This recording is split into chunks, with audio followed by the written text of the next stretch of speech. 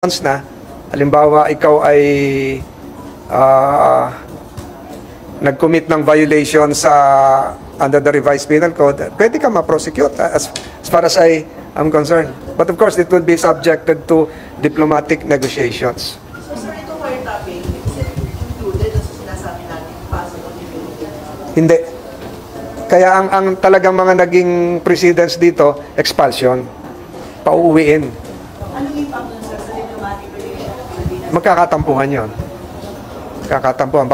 Baka ang maging tugon nila doon, kagaya ng mga nangyari sa dati, pauwiin din yung mga nasa Beijing natin.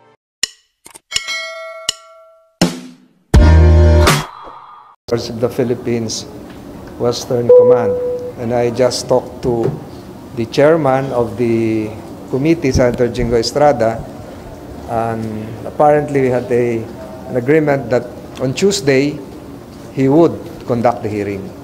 So fa-follow up ko na lang kay Senator Jinggoy, inviting the following: 1, Department of National Defense; 2, National Intelligence Coordinating Administration or Agency; 3, Department of Foreign Affairs; 4, if they will attend voluntarily, the Chinese Embassy.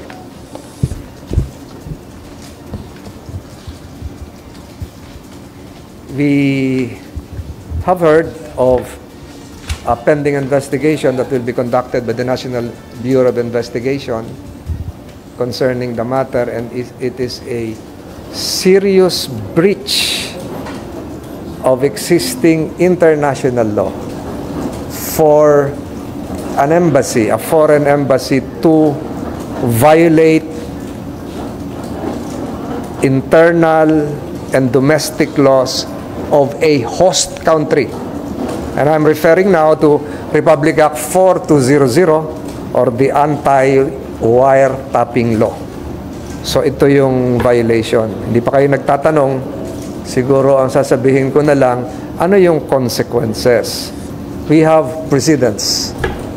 If you can do an additional research. 2020, the Chinese embassy hacked the Australian Parliament. 2018, the Russian 2018, Russian diplomats were expelled from the U.S. consulate in Seattle. 2018, after the alleged poisoning of a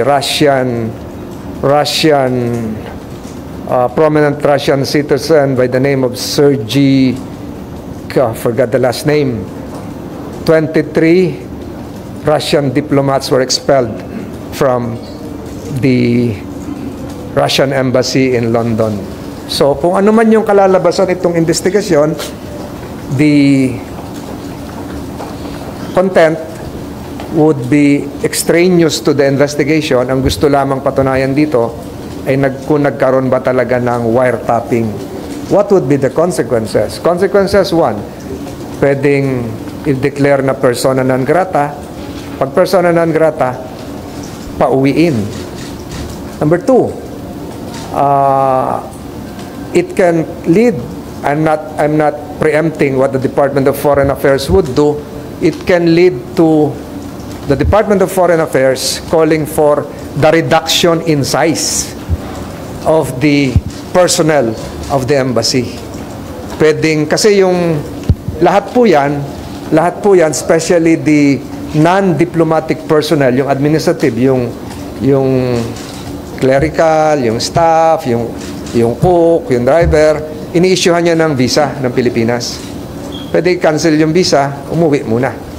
Ganon yung ginawa doon sa mga ibang insidente, and it can even lead to a downsizing of the Chinese embassy here in Manila. Depende ho yan kung ano yung mapapatunayan. So these are all speculations, pero yung sinabi ko kanina, 2018, 60 Russian diplomats were expelled in their consulate in Seattle. Madami-dami yon. I have here the exact number of the Chinese personnel in the following places in the embassy in Manila. Hindi ko naman babanggitin kung ilan kasi in fairness to them and in compliance with existing diplomatic protocols, they have a consulate in Cebu, they have a consulate in Davao, and surprisingly, they have a consulate in Ilocos Norte.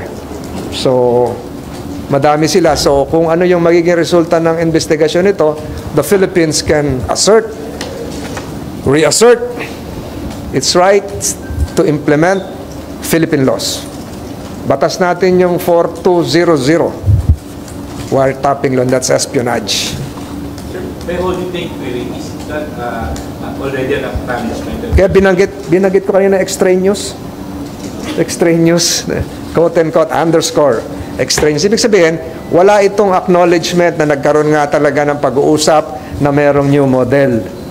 Because that's extraneous. Ang tinutukoy natin dito, was there indeed a wiretapping? Hindi natin sinasabi dito na merong acknowledgement, merong implied recognition that there was indeed a new model. Hindi yun. The mere fact na nagkaroon ng wiretapping, kahit ito lang yung ceremonial greetings, good afternoon, ni hao, tinap mo, that's a violation of the wiretapping law. So, ilabas natin yung wag kayong maguluhan, ilabas natin ng kaunti yung nilalaman, yung content ng alleged new model. Siguro mas kabisado niya na yung new model. Hindi ko alam yun. Kwento lang yun sa akin, yung new model. Yes, ma'am. Pag na-confirm na meron ng wiretapping. So, Ito na yung mga repercussions na sinabi ko. yeah, I mean, sir, yung content nung na-wiretap, kasi sir, di ba, kumalat na yung alleged transcript nung wiretap conversation. So, kasi, sir, kung you'll dig into that, yung sa wiretapping, di ba parang you'll give credence that there was really a conversation and there was really that agreement na nagkaroon, agreement on the new model.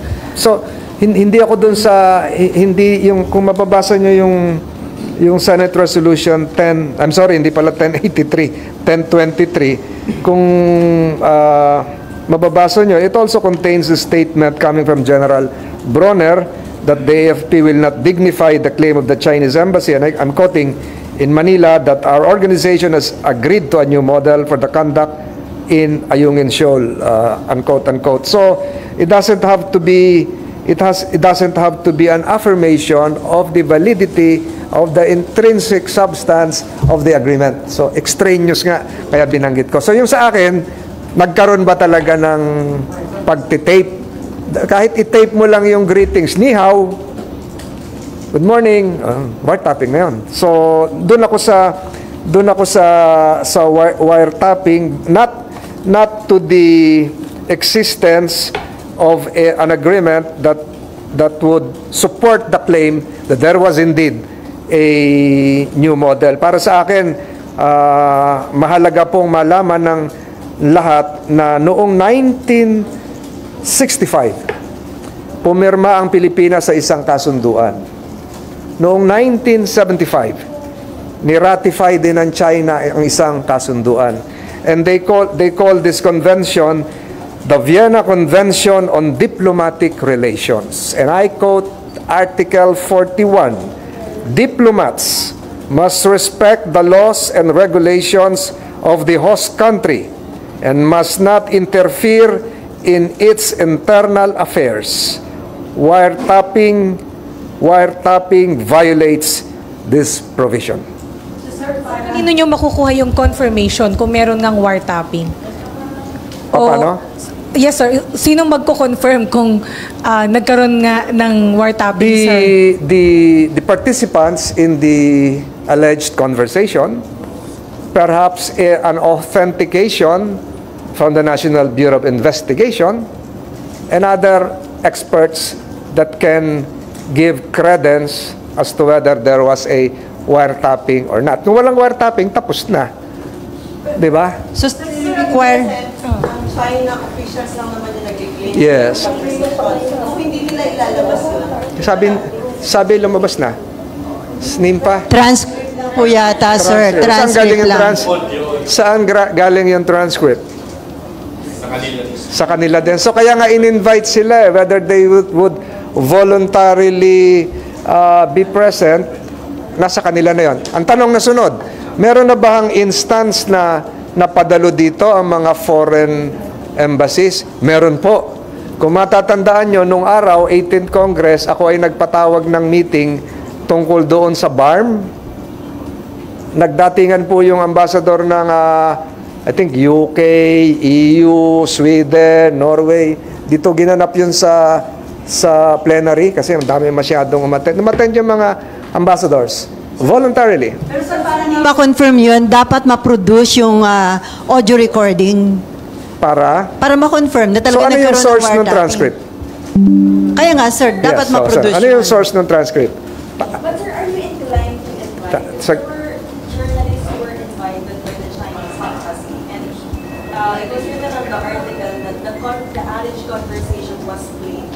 Was? So the audio recording was played. If you can provide the names of the journalists, siguro si chairman na ng committee, ang may time pa naman. Are you, kasama ka doon sa nakarinig? We will invite you. We will invite you. Anong pangalan mo, ma'am? You have the right to remain silent. Invited before Sir Pangkat in this particular Okay. So pinlay talaga nila, no? that was the claim po. Pinlay daw, and then the transcript was provided. So baka Hindi natin alam kung na-splice, kung ano man, di ba? verify sir kung totoo ba yung boses, ganyan. So we will invite you because you will... hindi ka. Pero sir, invite nyo ba si Vice Admiral Carlos? Kasi siya yung kausap, siya yung makaka-affirm, sir, kung... It now depends on the I think he's on leave. Out of respect to is also a good friend of ours. So siguro he will have to seek approval from higher authorities following the chain of command. So bahala na si Chairman Jinggoy. Pero sir, siya yung makaka-affirm kung tama yung transcript, Kung meron ngang ganon, if ever there was a conversation that took place. Yes, sir. Natin. Paano kung hindi naman umattend yung Chinese embassy? What would that prove? Admission or what? Confirmation. Under the law, ano dapat? Kasi hindi sila pwedeng ma-compel, but because this involves a violation of Philippine laws, palagay ko dapat umattend sila para patunayan na in good faith sila. Para patunayan na wala silang inililihim. So nasa kanila na 'yon na kung dadalo sila. Pero I'd like to reiterate, RA 4200 makes it illegal for any person to secretly overhear, intercept, or record any private communication without the consent of all parties involved. Sir, you mentioned kanina na na-downsize. Pwede yung Na? the recommendation, pwede i-downsize yung delegation. Yes, yes. Ito ba yung first time na may ganong mangyayari? First time First time ito First time ito kaya mabigat ang wala pa tayo, hindi pa natin ito nagagawa na and the staff of the Chinese embassy is quite large. Sir, Kaya nga top secret Hindi kayo You mentioned na may consulate sila sa Ilocos. Yes. Sa embassy, may ganon din. Wala. Sila lang. I think so. They have a consulate in Ilocos Norte, Davao, Cebu, and Manila. Yung Japan ata, ang Korea parang meron din sa Davao. Sa Bambansar lang.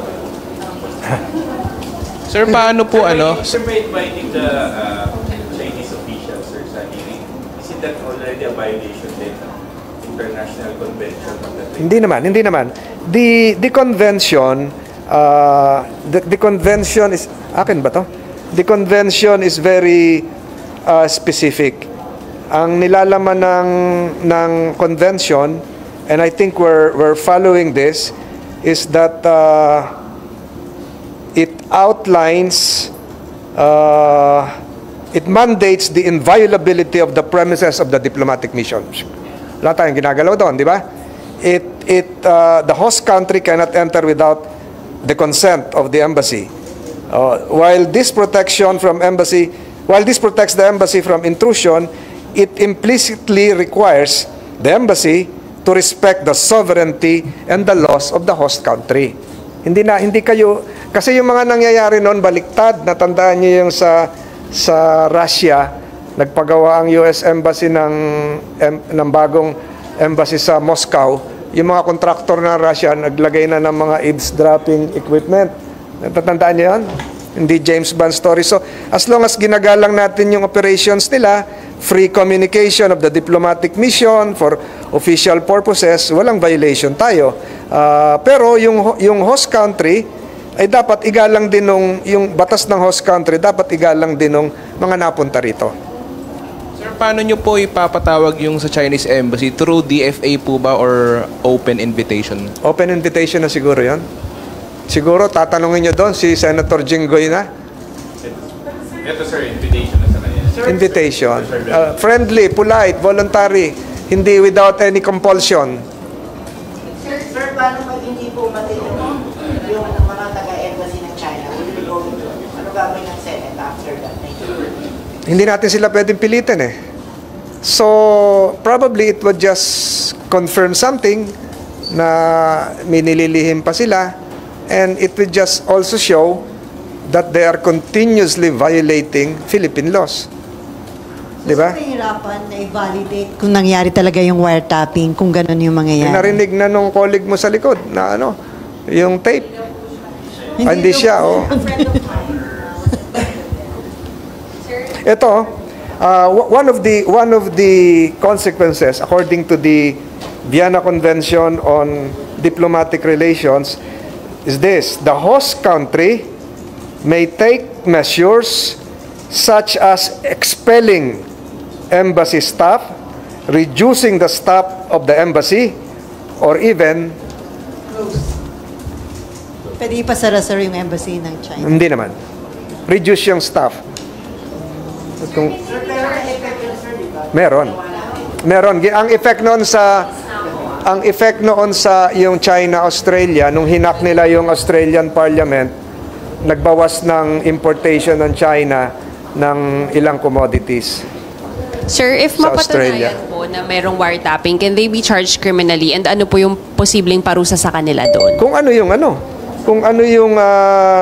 yung parusa ng batas natin, plus yung mga nabanggit ko, pwedeng mag-file ng diplomatic protest, Sir, pwedeng i-expel, at yung i-reduce yung staff. At ito yung pinakamadaling gawin: expulsion of non-diplomatic staff, which would include administrative, technical, service personnel. Yun. Tapos pag nag-renew sila, kasi yung mga nandito, may tenure yan 2 years, 3 years. Pwede na tayong hindi mag-issue ng visa. Kung yung nagre-renew ng visa na yung mga staff nila ay bawasan, hindi tayo mag-issue, liliit na yung staff nila. To show our collective disgust. So, walang imprisonment Wala. Wala. Sa tingin ko ngayon, sa tingin ko ngayon, mapwera na lang kung may mga involved pa na iba na mga technician, yung staff kasi ng embassy,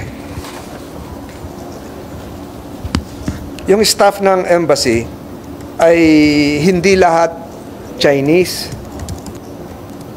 Meron din tayong kababayan na staff sa embassy. May mga interpreters, may mga nagtatrabaho din doon, administrative. So hindi natin alam kung involved din yon. Wala, mahirap na. So that's why an investigation is needed. So, may we ask, don't diplomats have diplomatic immunity po from prosecution in domestic laws? At least insofar as Ambassador Wang Zilian will be concerned. He's immune. We still maintain that. Except yung immunity would only refer to the regular performance of their functions as contained in this Convention on Diplomatic Relations. Pero kung yung ginagawa mo outside your functions na, halimbawa ikaw ay nag-commit ng violation sa under the revised penal code, pwede ka ma-prosecute as far as I'm concerned. But of course, it will be subjected to diplomatic negotiations. So sir, itong wiretapping, is it included sa sinasabi natin yung possible immunity? Hindi.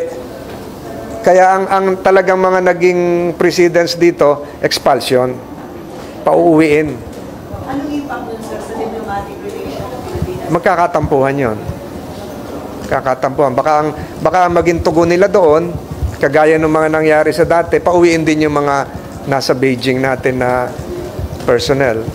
Then sir, baka mga ngarap na naman another issue na yung mga OFWs natin doon baka pauwi na. Yung mga ganun. They will, but ang mangyayari nito, we will really be asserting our right to implement our laws. Yun din yung ginagawa ngayon ng mga kababayan natin na malapit-lapit na sa Baho de Masinloc.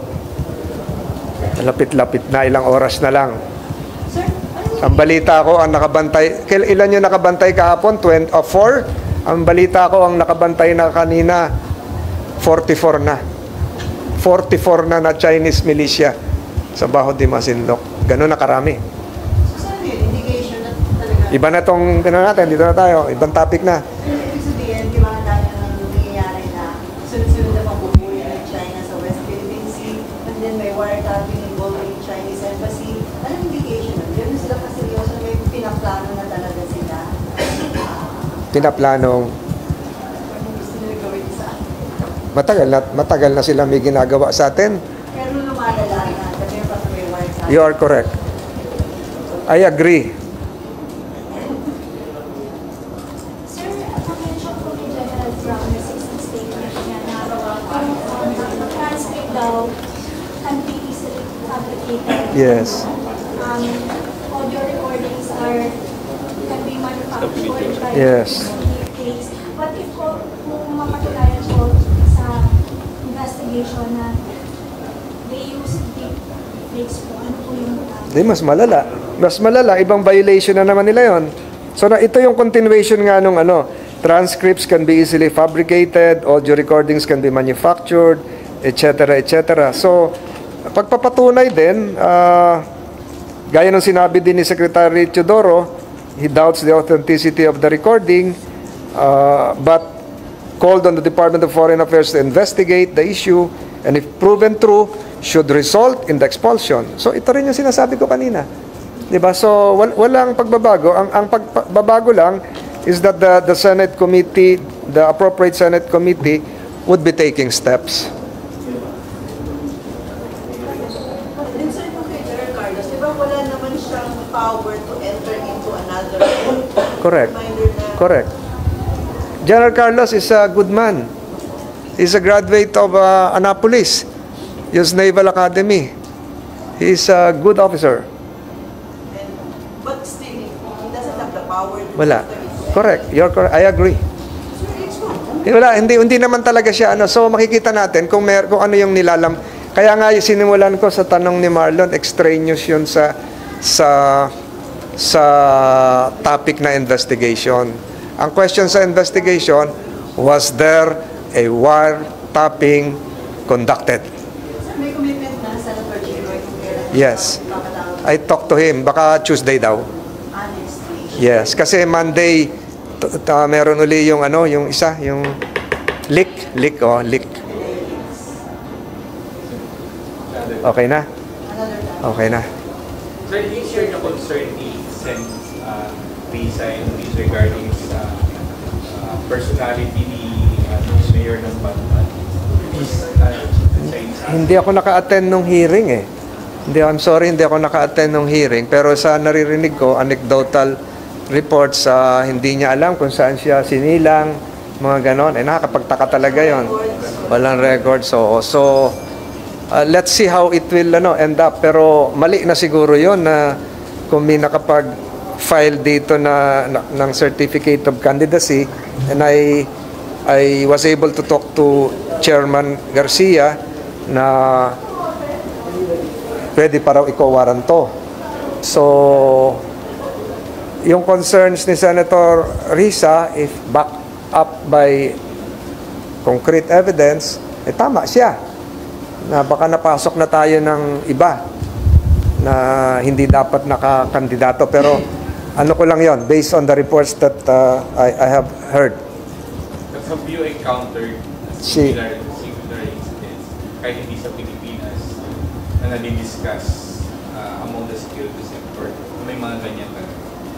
Hindi sa Pilipinas? Kahit na hindi dito sa Pilipinas. Sa ibang bansa na pag-usapan sa security sector na may ginagamit talaga yung China or any other country.